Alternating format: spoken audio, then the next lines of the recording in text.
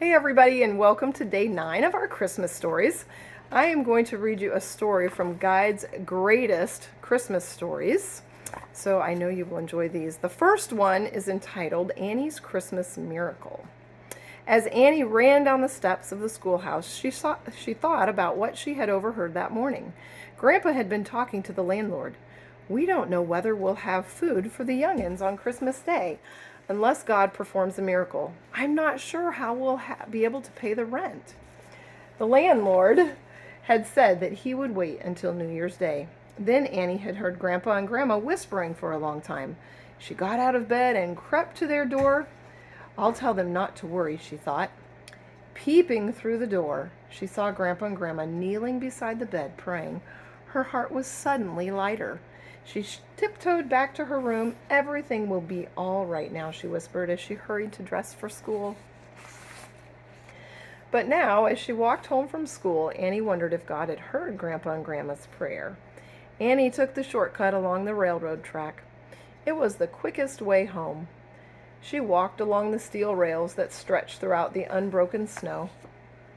Then she turned off onto the path that led through the chokecherry thicket and across the pasture to the little white house where she lived with Grandpa and Grandma.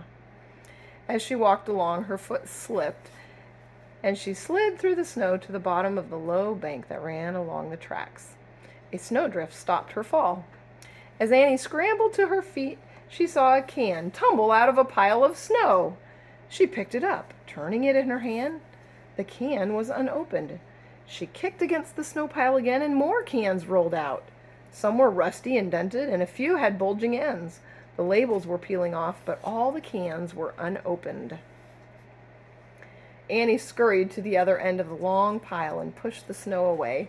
More cans spilled out. She wiped 3 of them with her mittens and carried them the short distance home across the pasture. Grandma was at the gate waiting for her. "Look, Grandma! Oh, look!" she panted. "There's a big pile of cans like this right down there by the railroad in the chokecherry thicket." Grandma took a can and examined it. "Now I wonder what can be in them. Let's go and find Grandpa. We'll see what he says." Grandpa was chopping wood beside the house. Annie thrust the cans into his hands. "I found them in the snow in the chokecherry thicket." "Let's go inside," Grandpa said, leading the way to the kitchen. "We'll soon find out what's in them." Annie ran to get the can opener. She held her breath as Grandpa opened the first can. "Tomatoes!" "Oh, do you suppose they all have tomatoes? Hurry, Grandpa, hurry!" The second can held golden halves of peaches, and the third purple plums. Annie squealed with joy. Grandpa and Grandma stared at the 3 cans, then at each other. "Tell us exactly where you got them," Grandpa said. "Just down in the ravine, Grandpa. There's a pile as tall as me and 3 or 4 times as long." Grandpa smiled at her. "That would be an awfully big pile of cans," he said. "Maybe you'd better ask George to bring the big wheelbarrow over and help you fetch them home. This looks like a miracle to me." How could I have doubted that God would hear Grandpa and Grandma's prayers? Annie thought as she ran down the road to her cousin's house. George heard her coming and popped his head out of the root cellar. "George, come quick!" Annie shouted. "We're having a miracle at our house." "A what?" George asked. "A miracle." Annie shook her mittened hands and laughed. "Come on!" "Can't you see I'm busy?" George replied, snapping a long braid of dry onions at her. "I have to braid these or I can't go caroling tonight." "Really, truly, George, we have a miracle, a Christmas miracle. Grandpa said you must come and help haul it home. Then maybe we'll all have a nice Christmas dinner to eat. Bring the big wheelbarrow and come on." George dashed for the barn and came back at once with the wheelbarrow. "Where food is concerned, I'm always ready to drop everything else," he said with a laugh. Annie led him down to the ravine in the chokecherry thicket. "See there," she explained. "That's God's answer to Grandpa and Grandma's prayer." George gave a long, low whistle. "Well, Merry Christmas to you, Annie. Are all these cans full of food?" The 2 of them worked quickly to put all the cans into the wheelbarrow. When it was full, George tried to push it, but it was too heavy. "Wait, George, Grandpa gave me some rope. Tie it on the front, then I can pull while you push." "Come on, Annie, come on, pull!" George shouted as they got the wheelbarrow up out of the ravine. When they reached home, they pushed the unwieldy load up to the back steps. Grandpa was just coming into the yard. "I went to see the sheriff," he said. "I thought we should tell him about the cans in case they belong to someone who needs them." "What did he say?" George asked. "Shall we go and get the rest?" "Oh, what did he say?" George asked. "Shall we go and get the rest?" "There are 2 or 3 more loads. He said to bring them to the house. He thinks it's very unlikely that anyone will claim them.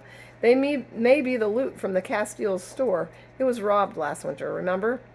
When the last of the cans had been stacked in the kitchen, Grandpa stood looking at them. "The sheriff is going to call Mr. Castile. He will let us know what to do with them." "I'll be going home now," George said through chattering teeth. "Mother will be looking for me." "Oh, no," Grandma said, putting her hand on his arm. "Grandpa stopped at your house on the way back, and you may stay here for supper. You've been such a big help." They had just finished supper when they heard a thump on the front door. Grandpa hurried to open the door. There stood Mr. Castile. "These were left over from the Christmas barrel at the church last night," he said. He held up 3 large red stockings filled with candy and nuts. A sack leaning against him was overflowing with golden oranges and bananas. "Well, ma'am," Mr. Castile said, "aren't you going to invite me in?" "Oh, yes, do come in, Mr. Castile." Grandma swung open the door. "Tell us, what did you find?" "After the sheriff called, I got in touch with my insurance company," Mr. Castile said. "They paid me for the thief some time ago. They told me to do whatever I wanted with the canned goods." Mr. Castile sat down in the rocking chair. "So I want you to take the cans as a gift for Christmas. They can't be sold now, since there are no labels on them. Some are rusty and some are even bulging at the ends. Those you will have to throw away. Besides, I think the children earned them for bringing them home." He took a list out of his pocket and read in sing-song voice. "There should be 5 cases each of peaches, pineapples, tomatoes, plums, pears, corn, peas, string beans, and macaroni. 2 cases each of raspberry jam, strawberry jam, and Concord grape jelly." Then he stood up and headed to the door. "This is indeed a Christmas miracle," Grandma said. "You will never know how thankful we are. God bless you, and may you have a happy, happy Christmas." Grandma closed the door as Mr. Castile went down the walk. A great warmth filled Annie's heart. A glow seemed to light the room. George caught her eye and grinned. And Annie knew that Jesus had answered Grandpa and Grandma's prayers and sent a miracle to the little white house on his birthday. Ah, such good gifts on Jesus' birthday. He does send good gifts, doesn't he? And I hope you experience those gifts this Christmas season. Kitty, since you're in the picture, why don't you say hello? Hello. Merry Christmas.